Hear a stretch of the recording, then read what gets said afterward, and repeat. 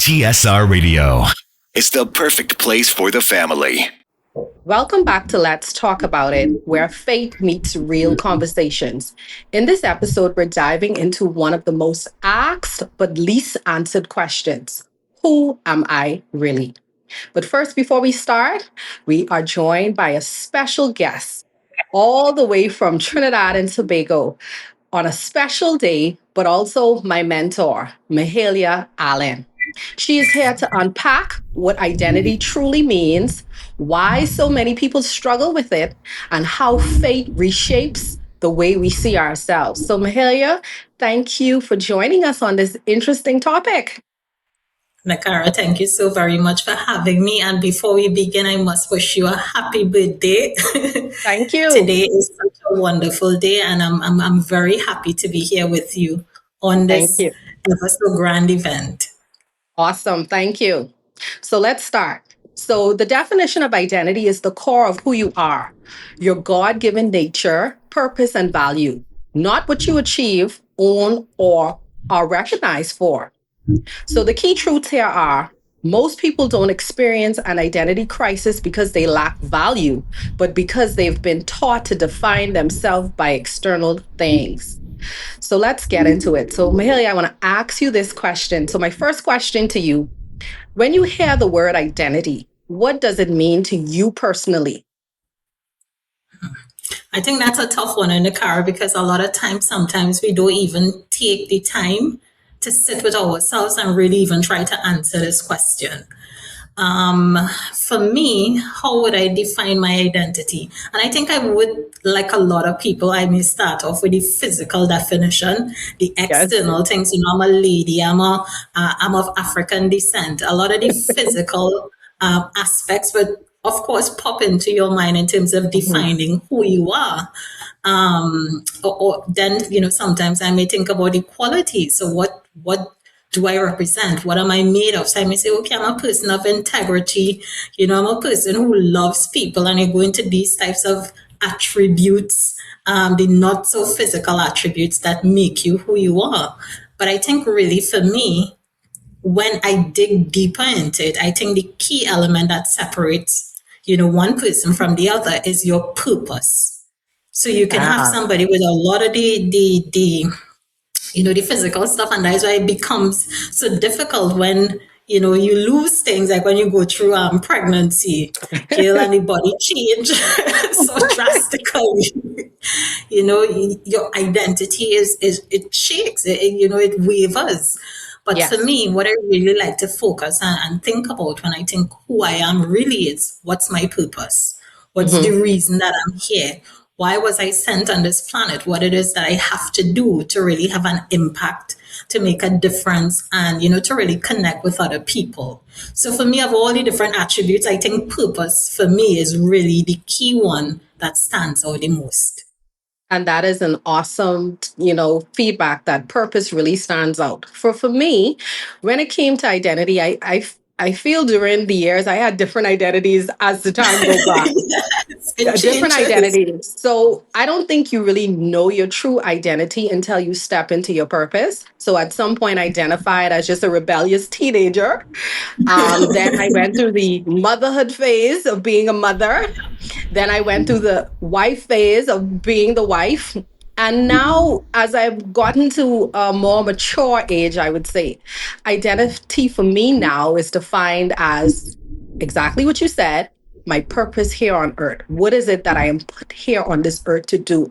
What am I supposed to accomplish during the time that I have here on this earth? And I think this is where a lot of people really confuse identity. Some people put their identity to, like you said, value, to materialistic things, to accomplishments. And whilst those are good things to have, they are accomplishment. They are not your identity. Yeah. So go ahead. I was going to say, and like you hit the nail on the head, your identity changes over time. And it's Yes. because we may have different purpose at different stages in our life. So, you know, it's not that you have to figure it out while you're in your 20s, or it's going to be perfectly clear by the time you get to 30s. You know, that identity and that purpose, it can vary so drastically. And, you know, a lot of times, you know, we have to be gentle with ourselves as we go through that Yes. journey and through that process of identifying who we are, and as that identity shift during different phases in our life, being able to adapt and accept the Yeah. identity that's before us, because sometimes it's not always as pretty, it's not always as glamorous, because you may Exactly. be at a purpose in your life where it's a lot of work, and when you look at Exactly. yourself, it's like, wow, boy, it's hard. But Yes. does that mean that that isn't your identity? No, it's still part of the purpose and part of this journey that you have to go through. So I really Yes. like where you hit that point where it may change, it may shift, it may vary over your entire lifespan. Yes. And when you said grace, I think that was awesome because a lot of times we don't give ourselves grace and then we end up in the identity crisis or the midlife crisis where we're like, okay, we're 40. Who am I at this age? So that is perfect that, as time go by, the identity for yourself shifts. So most importantly, give yourself grace whilst you find out exactly where you are and what it is that you want to accomplish in this life. So, my next question is, how do you think most people today define who they are? This is a good one. So, let me go I first. Let me go first on this one. please All right. do. So, in today's world, I think a lot of people tie their identity to accomplishments. So, for example, titles. So if Mhm. you are a VP in an organization, you normally, the first thing when you introduce yourself, hi, I'm Nakara Brooks. I'm the VP of, let's say, corporate bank. Then you have some people that today define their identity to, let's say, materialistic things. I'm a coach girl. They go back and they say the name brand. I'm a coach girl. I don't wear anything but coach. Some people identify their identities to like homes. I've accomplished and I've built a home. So, this is what my identity is today. I think today we've defined our identity by what the world said, not really what God said who we should be, but by what the world standards say we are. And I think that is where sometimes we fall short. What do you Mhm. think? Yeah, and I think sometimes we tie our identity to other people. I'm a mother, Ah. I'm a wife. Mm-hmm. Um, so it's very closely tied to other people, and then people may be in our life for a particular phase. So when that shifts and when that transition isn't there, we feel so lost and so panic. Ah, yes. But with the world and social media and everything just being so, I don't know, commercialized, so Mm-hmm. we're not in that authentic living and that authentic way of being. I could see how such things become so easily. Another one Yes. for me that I find happens a lot of time, we define ourselves in relation to someone else. So we're Ah, comparing. I am yes. better than this one. We may not always say it out loud, but it becomes a very, you're trying to live up to other people's standard. You're trying Standard. to create values based on other people's definition of what should be valuable. And we lose ourselves so many times when we go down that road and when we do those different things. So sometimes we may not even understand who we are, but already we've lost ourselves, which just Yes. puts you in like this negative cycle.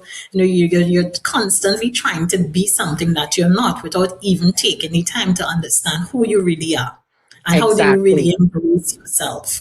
So I mean, it's crazy, but the way the world is today, it's understandable. And I guess for us is, how do we create a space and atmosphere, a culture where people can be themselves? Because sometimes, a lot of times, it feels like being yourself is not sufficient enough. Exactly. Or you're misunderstood if you be your true self.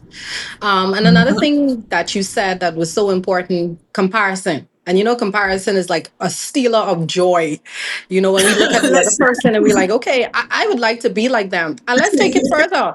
When it comes to even the hairstyles we choose, it's based on, persons that we see that we admire. And I don't say it's not a good thing to admire people. That is something that we're going to do throughout our lives, admire people, that we look up to. But sometimes we embed our identity and who they are, and we tend to compare ourselves and then morph into this different person who we think we should be, but not necessarily who, like I said, God really wants us to be. So, Yeah. coming from this is more so your identity is your impact. What impact do you make on the earth? Like, what impact when you leave an organization? Let's say, what impact when you don't have the house, when you don't have the materialistic things? What impact would you make? Like, what impact have you put out there into the world? How can people Yeah. remember you outside of the things, the materialistic things? So I think that was Yeah. really good. How you Okay, even gonna remember and view and value yourself? Like sometimes when you get home and exactly. you wash off the makeup, we take down the Yes. extension, we take off the And then we're not the comfortable. We're not comfortable in our own skins and our own identity. It's like we put on this facade. correct, correct. And even ourselves in that quiet moment, you're struggling to accept yourself for who you really are. Because Yes. again, we don't spend the time to really know and understand. And we spoke about the purpose, but again, your physical part of you is part of you. So, Yes. just being able to accept ourselves for who we are, how we look, what we do. I mean, it's not an easy lesson, but I think it's an No. important one that we should embed even in our children growing up, both the boys as well as the girls, because I'm sure the men may be going through something quite similar, you know. Yes, yes. We tend to forget the men, but the men go through identity crisis too, midlife crisis. It's not only the females. And then they want to buy these big trucks to make up for the And then they might say, the hey, we are going through $5,000. midlife crisis, but they're actually going through a midlife crisis as well. Yeah, so definitely it's across the gender, and it's really for us to embrace people who are going through that journey and ourselves as well, because like you say, it never ends. No, it never ends. You continuously learn who you are and who you're becoming. So, my last question is, have you ever had a moment where something you identified with was taken away? Something that you tied your identity to and it was taken away, and have you identified with that, and how did it make you feel? The Cara back in the days, when I was young and trim and the body was tea, let me play the young people. I get it. I And then get it. I try get to it. put that away. Your whole physical demeanor morphed, changed, and it's like, oh my goodness, you're looking in the mirror and you can't even recognize yourself. I've been at phases, where I was defined by my career. I Mhm. was doing these things. I was so accomplished, and that was taken away with COVID. I had this thing on my Mm. bucket list. I wanted to be a housewife, and it was going to be so wonderful being at home. And then COVID came, took I- away being out in the office, took away this social connection that I had, and I felt like I was going crazy. So to yes. me, it happens almost every day. These things that we hold so tightly to, that we value ourselves against, or that we measure our worth in terms of, they can be taken away so easily. And then it really forces you into thinking, well, okay, what really makes me who I am? Yes, yes, that is so true. So for me, it was recently actually. It was an identity that I thought was myself or who I was, but it really wasn't who I was. So it actually came in the space of friendships where that identity in friendship was taken away from me. And I mourned that identity because I realized the person who I was before wasn't the person who I was becoming. And for months, I was intensely crying. So I talked about it in my first episode where I lost my father, Mm-hmm. where grief hit me hard. Now, coming down into the last couple months of 2025, Yeah. I it was like a grief that hit me that I said to myself, I said, this has to be more than just the death of my father. And as I started to pray, I realized that God was showing me that I was losing a version of myself. So sometimes it's not only materialistic things, but it's a version of ourselves that we thought we knew who we were, but that's not really who we are. And as I lost that identity, I grieved it. I mean, I cried for days, days, but it was who I was becoming. Correct.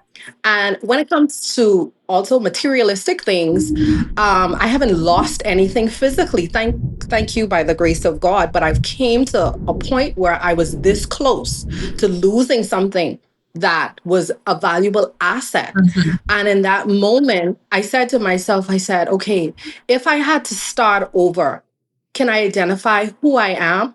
Can I move beyond Mhm. this being something that I've accomplished?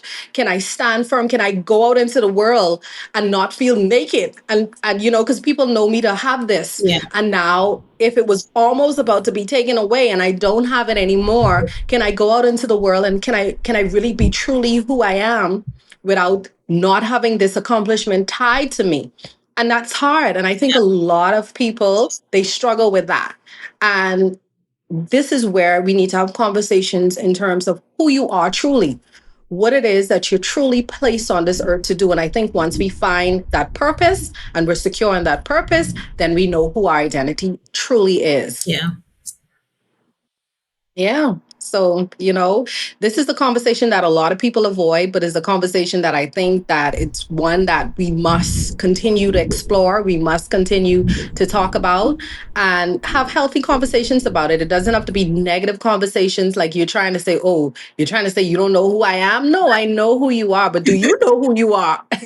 Yeah. And I think it's So, important having that circle around you, because mhm, sometimes the kind of stuff be going on in your mind and you're thinking it's logical, and really it's when you have conversations with others and you speak to other people who may or may not have gone through similar circumstance, it really mhm. helps you to be grounded and know that you're Okay. not a crazy person because you're having these thoughts, because you're having these challenges. So I think it's also very, very important to keep people around you who can help you navigate, as you move through that journey. So I'm always grateful when I have persons like you, Nakara, I can call and Same. you don't make me feel crazy. Same. You have to have that circle that, can give you Yeah. that identity check. And I'm happy that I have you here too as well, you've been along my journey for quite some time. We're not going to call years because we don't want to give our ages away, No, you but you've certainly been here don't. for quite some time. And, that is so very true. So, Mahalia, I Mhm. thank you for joining into this conversation with me. I value your impact, your input, and continue being you. And I hope to see you on more episodes to come. Absolutely. Thank you so very much, Nakara, for having me. It's always a pleasure connecting with you, connecting with the family across the Caribbean. We're far apart in distance, but we're always very close in our hearts. So thank you again. And I do hope you have a fantastic birthday. Enjoy it to the fullest. And I look forward to being here with you as often as you need me. Okay, same here. Thank you. The world's definition of identity is college degrees, job titles, jewelry, money, material success, celebrities and prominent figures, houses, status, and influence. But the hard truth is, these are accomplishments, not identity. They describe what you've done, not who you are. When those things are removed, many people feel lost because the foundation was never solid. But what does God say about our identity? Scripture makes it easy and clear that our identity is rooted in creation, not accomplishment.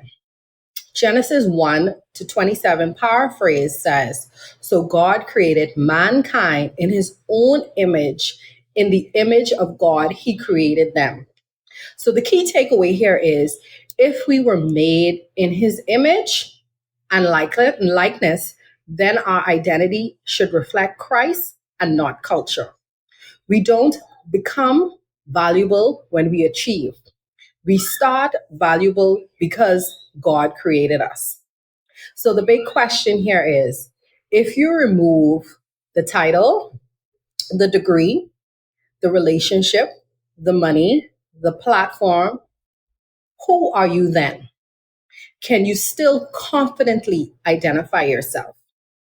If the answer is unclear, that's not condemnation.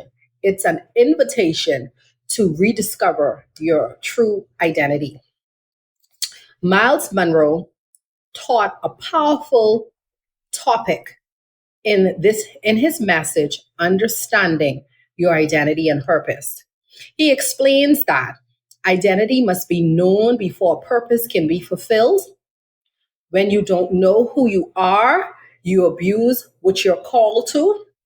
Purpose flows from identity, not the other way around. I encourage you to take the time to watch and reflect on his teaching. It will challenge how you see yourself and how you live. So, here are the final hard checks for my listeners. Are you living from who God says you are or what the world applauds? Do you introduce yourself by your calling or your credentials? If God strips everything away from you, would your identity remain intact? So let me repeat that again.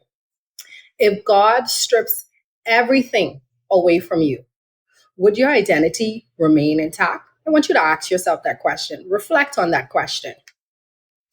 So, in closing, your identity is not something you can earn.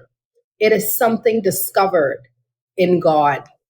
When you know who you are, you stop chasing validation and start walking in purpose. If you enjoyed this episode and it spoke to you, please like, subscribe to the channel, and follow us on Facebook. We are also now on Apple Podcasts. You can find the link on our Facebook page as well as our YouTube page. And we hope to see you on the next episode. Thank you. Goodbye.